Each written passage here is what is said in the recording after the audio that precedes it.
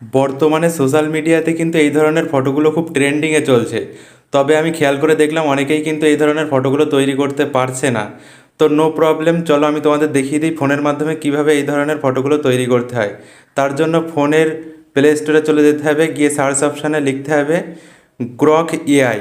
এটাতে ক্লিক করার পরে এই যে সফটওয়্যারটি দেখছে, এই সফটওয়্যারটি ডাউনলোড করে নিতে হবে। আমার ডাউনলোড করা আছে, তাই এমন ইন্টারফেস চলে এসছে। তোমাদের হয়তো লগ ইন করে নিতে হবে গুগল দিয়ে। লগ ইন করার পরেই দেখবে যে এমন একটা ইন্টারফেস চলে আসছে।